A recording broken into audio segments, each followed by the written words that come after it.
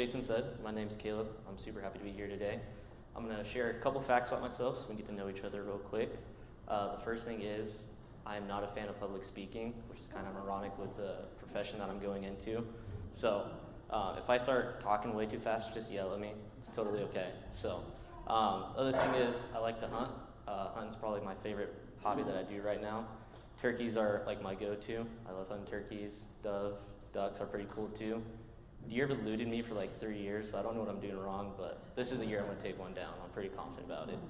And the other thing is, like Jason said, I'm a military kid.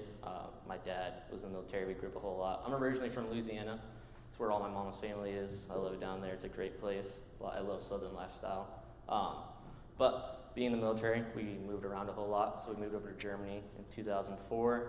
So I went to a bunch of really cool places when I was really young. I really don't remember any of it, so it's kind of unfortunate, but I've been to like Athens, Italy, all those really cool places. And then 2008, we came back to Virginia, to the States. It's kind of a culture shock for me because I used to like European lifestyle, and then I came back to America. And then 2012, we moved to Fort Riley. My dad's family's from Wichita, so he wanted to retire off of there. And that kind of played into my college decision of what I wanted to do. I originally was going to go to K-State for a degree in education with a minor in history, but I also really was interested in the Bible, so I wanted to take some classes at MCC, so I ended up doing the Bible leadership and like the dual degree with K-State. I wasn't really into my K-State classes that much. I thought they were kind of boring, and I always felt really drawn to the MCC classes and the lifestyle over there and all my friends and professors. So starting of my junior year, I actually decided to drop K-State and pursue a full-time youth ministry degree over there at MCC. And I was really, really excited about it. My parents were full on board. I was excited for the semester, even though COVID was still kind of a thing. We were wearing masks and like social distancing was still a thing. I was really excited for what that semester was going to hold, and I was excited to get into classes and stuff like that. And I thought this was going to be like this semester, like this was going to be like my best semester in college.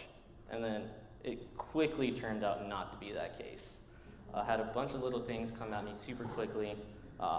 I'm a very emotional person. My girlfriend likes to make fun of me that I cry all the time. Like Toy Story 4, I cried like a baby during that movie, so that tells you guys anything. But I get very emotional. Being a military child, change is kind of like the normal, but I like to avoid it when I can. I like to keep things the same way. So I had a lot of change, a lot of different things coming at me at once. And I was getting a little bit overwhelmed. I didn't know where the semester was going. I didn't know what God was trying to teach me through this. I was like, man, I'd made this decision to follow you. I'm going to go into ministry. What's going on here? I was very, very confused. But in the peak of all this, I was listening to a sermon series about acts that can mature your faith. And one of the verses that was in one of the sermons was Matthew 11, 28, 30. And that's actually where we're going to be at today. The verse says, "Come to me, all who are weary and burdened, and I will give you rest. Take my yoke upon you and learn from me. For I am gentle and humble in heart, and you will find rest for your souls. For my yoke is easy, and my burden is light." I am also a person that struggles to take time to rest. Like if I have an empty spot in my schedule, I like to fill it. I like to go, go, go, go, go. But I do have times where I like lay in my bed on my phone, and I consider that rest, but it's not rest at all. I can say that I'm relaxing, that I'm not doing anything stressful, that I'm taking care of myself during that time, but I'm always left wanting more when I'm done with that. I feel this urge just to keep going. I want to lay there, look through my Instagram, maybe one more TikTok video, or maybe one more funny political meme from my grandpa on Facebook, because he's always posting something like that. But why do I feel this urge to keep going? Why do most of us feel the urge to keep going on that kind of stuff? And I think it's because social media and things of this world were never meant to satisfy us fully. Those are things that are going to keep us wanting more because they never really fulfill us in that moment.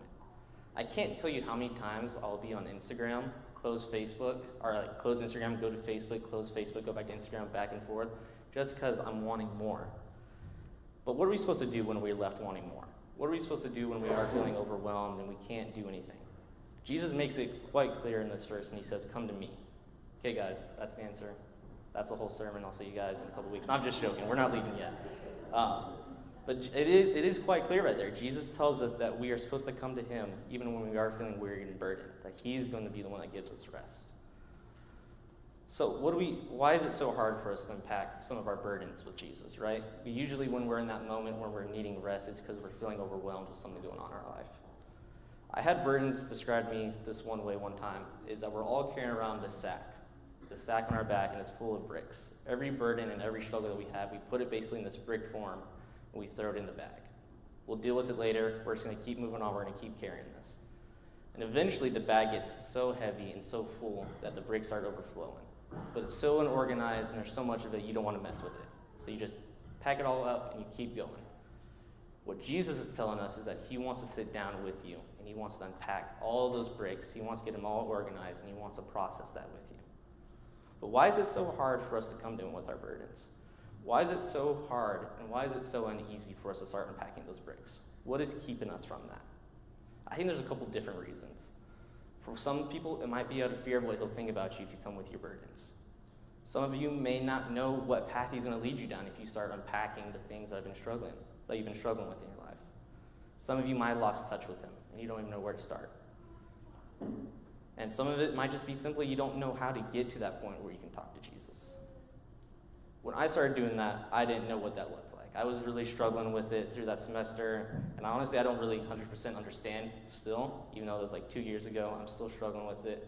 But I was sitting down with a professor, and through all of this, and he just said, have you talked to Jesus? I was like, well, yeah, like I pray all the time, but he was like, no, have you talked to Jesus? Have you actually had a conversation with him?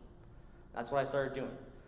Jesus wants us to sit with him and talk with him and have a relationship with him and build that kind of connection with him. It was tough to be in that mindset of like, okay, I'm struggling right now. What am I supposed to do? Oh yeah, I can go talk to Jesus. And oftentimes I did fail and I went back to things of this world that I thought would satisfy me in that moment. But I was never fulfilled in those things. And I think one of the really big reasons that I struggled to come with him is because I was embarrassed with who I was. I think we can all get caught up in the idea that if we're going to come talk to Jesus, we need to be dressed up. We need to have the best clothing. We need to make sure that we're wearing that good perfume or that good cologne, that we have all of our stuff organized, and then we can come to him and we can start talking to him at that point. That if we don't come in that manner, if we come to him as we truly are, broken, not knowing where we are, maybe even questioning your faith, that he's going to be disappointed, ashamed, or even sad about who we are. That if we can't go to him, we'll just turn to things of this world. We'll get that instant satisfaction. We can go to Instagram and get a couple likes. Maybe we can post something and somebody can give us a couple comments. Maybe someone will comment on what we're wearing. Or maybe we'll watch one of those videos that we shouldn't be watching. And all these things are going to make us happy in that moment, but that's it. Just in the moment you're going to be happy. It's fleeting. It's not going to keep you fulfilled. And Jesus wants you to turn to him. He's the only one that's going to satisfy you. And he's the only one alone that's going to make sure that you are fulfilled. Jesus tells us that he wants you to come to him in the moments of weakness. Come to me, all who are weary and burdened. Jesus isn't going to look at the way that you present yourself to this world, because that's not what he cares about. He wants to know who you are. And if we're being real, the people that we show are what we show ourselves, mainly on Instagram or like through Facebook or what we do around town. That's not really us. We all put masks on all the time. We want to make sure people think that we have everything together, that we're doing great, that everything's just going fine in our life. And Jesus doesn't want the fake you. He wants to know the real you. He wants to sit down. He wants you to come to him weary. He wants you to come to him vulnerable. He's willing to sit there and let you cry with him. He just wants to listen. He wants to understand what's going on. If anyone is going to understand what this life is like, it is him. He understands how painful life can be, as he also lived this life. I mean, he went 40 days and 40 nights in the desert with no food and water. I don't know about you guys, but I can't do that. I like food too much, so I'm glad he did that for me. But Jesus also said that he's humble. You know, and that's how he wants us to come. He wants us to be humble, knowing that we don't have everything together, that we are willing to admit that we're going to need his help. I think that one thing we can all agree is that God is good, right? Hopefully we can all agree on that. So why is it so hard? Why is it so hard for us to believe that he's going to be able to take care of us, that he's going to be able to guide us through whatever valley or whatever struggle that we're going with, that he's not going to judge us? I don't know. It's something I'm still struggling with. But one thing that in one of my classes, which was kind of crazy, is they had us do a 4-hour solitude retreat. It was basically 4 hours where I was alone. I had no technology. I couldn't bring my Bible. I couldn't have my journal. It was just me and God for 4 hours. Now, I don't think that's realistic for most people to go sit in the woods alone for like 4 hours, not do anything. But I would encourage you guys throughout this next week, take like half an hour, and just sit in silence. Listen to what God's trying to tell you. It might be something really cool. So some of you might be thinking, okay, Caleb, I understand that I need to come to him, you've nailed that, I know I need to trust him, but I'm kind of afraid of what my life is going to look like if I start to make those next steps. I'm kind of afraid of what my life is going to look like if I start following him and I want to make the changes that he wants me to look. And that's okay. That's totally normal to feel that type of fear. Like I said, I like to have things set. I like the way to have my things, But Jesus is going to be gentle when he does move you. He says, take my yoke upon you and learn from me. I'm sure most of you know what a yoke is, but when I first read this verse, I had no idea what it was. I thought they were talking about like Jesus in an egg form. I was like, well, that's kind of weird. So yeah, you guys can laugh at that because when I told my dad that, he just laughed. But for those of you who do not know what a yoke is like me, it's basically this wooden beam that goes across the shoulder of an animal, and it helps them pull a load or plow a field. And it's usually two animals are connected through that one beam. And that's kind of the part I want us to focus on, is the two animals. Jesus is telling us to take his yoke. It's kind of crazy when you think about it, right? The same yoke that Jesus carried around his whole time as man, he wants us to come alongside of him and carry it. When I think about the load that Jesus had when he was here on earth, I don't necessarily think it was light, because he went through a lot of stuff. But he tells us it's going to be light, which is kind of weird to think about, right? That he wants us to join with him on his journey, that his load is going to be quite heavy, but he's going to make it light for us, right? He's going to be the one doing all the heavy lifting. He's the one that's going to be guiding us, teaching us as we go throughout life. And it's kind of crazy when that all first clicked, when my dad actually explained what a yoke was. I was like, okay, this makes way more sense about Jesus than Jesus as an egg. But I mean, that's kind of cool, right? Like, Jesus is going to be right next to you, plowing that field or going through that struggle with you. And he's going to be the one carrying most of that load.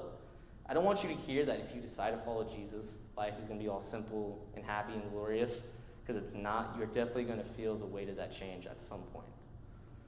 Like I said earlier, I was really pumped for that semester. I thought that was going to be the semester, everything was going to come together. And then all those little things started to happen. But there was one really big change that happened in my life.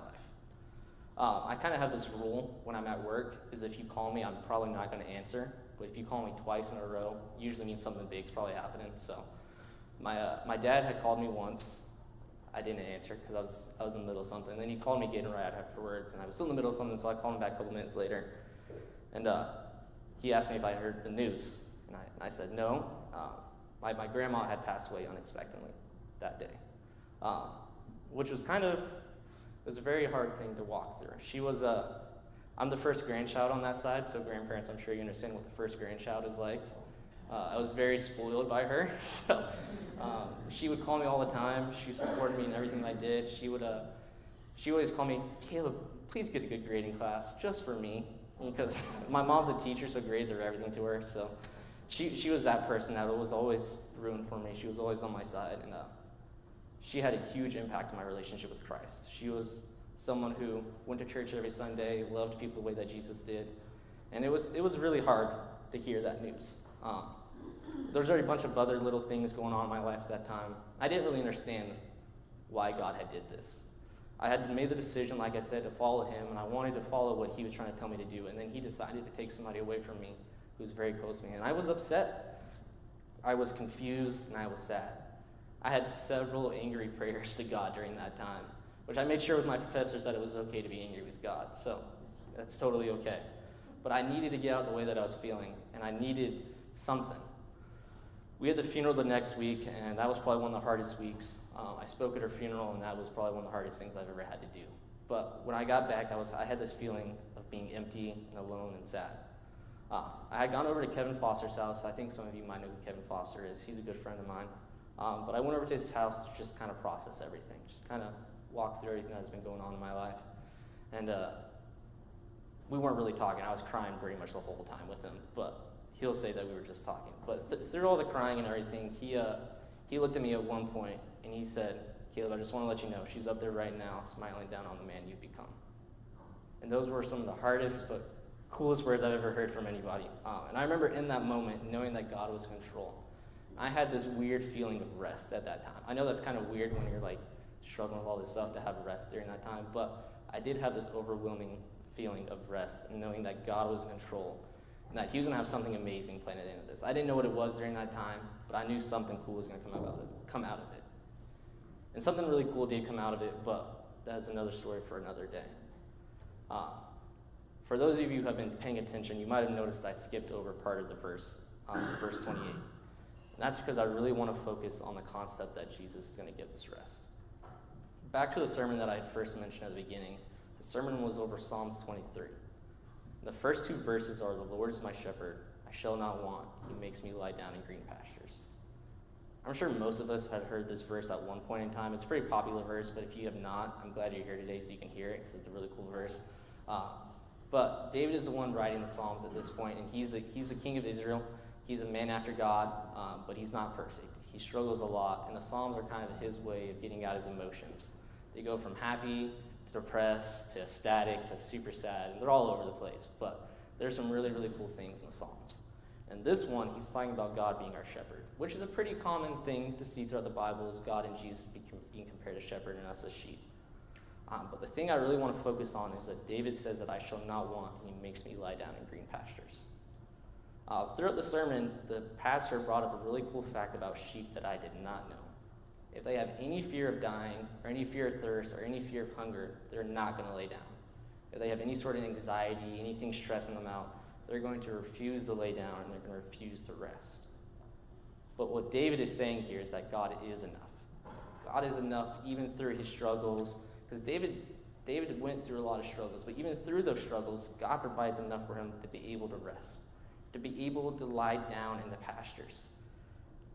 Even when we're hungry, even when we're tired, even when we're scared, when we're afraid, God's going to be enough for us.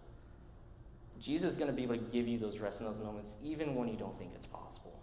At the peak of running around, the world's kind of crazy right now, right? Even in the peak of running around and everything going on, Jesus is able to provide enough for us so we can rest and we can feel full and satisfied through him. We as Christians have this amazing relationship with Christ, right? One that is on a personal level, where he knows us personally and we get to know him. I can come to him, we can come to him with our burdens. Anytime we're stressed out, anything that we're rejoicing in, we can always come to him, celebrate, or have sorrow with him. And we can take rest in knowing that we have somebody who's looking over us. We have a loving Father who is just in everything that he does. And we may not fully understand what his plan is or what he's doing during that time, but I know he has a plan. He's going to take care of us no matter what. He knows that life is not always fun and that things are not always going to be going our way, but he's going to be right there with us, walking through that field, walking through whatever struggle we're having with, helping us push through. And that Jesus took that ultimate sacrifice for us so we didn't have to go through that ultimate suffering. Jesus suffered on the cross, and the fact is he's the only one that did not deserve to suffer, yet he still did for us. So I don't know what type of season you guys might be going through. Obviously, I'm not from Oakley, Kansas, but it's a cool place. And I don't know what the everyday struggle is here, or what your life is like, or what you're going through. Some of you guys might be in a season of stress, where just life is just overwhelming. Some of you might be in a season of anger, where you just don't know what's going on. Or some of you might be in a season of sadness with loss, or something like that. Some of you guys might be in a good season right now. Some of you guys might be in a season full of joy, fullness and peace, where everything is going your way, and you feel like you're on top of the world. But no matter what is going on, no matter what life is like, we always got to make sure we're going to turn to Jesus, because he's the only one that's going to be enough to make sure that we're satisfied and filled, and he's the one that's going to help us lay down in those pastures. Would you guys please pray with me? Man, Heavenly Father, I thank you for today. I thank you for Oakley, Kansas, this nice little small town. I always enjoy coming out here, Lord. I just thank you for everything you do in my life. Even through the struggles, you find a way to provide and satisfy and make sure that I'm taken care of. And I pray that you be with everyone here in this church, Lord, that you be with them, no matter what their life is like right now, that you just be willing to walk with them. If they're at a point where they're just needing to sit down and talk to you, Lord, I pray that they do that they can listen to you, and they can understand what you're trying to do in their life, Lord.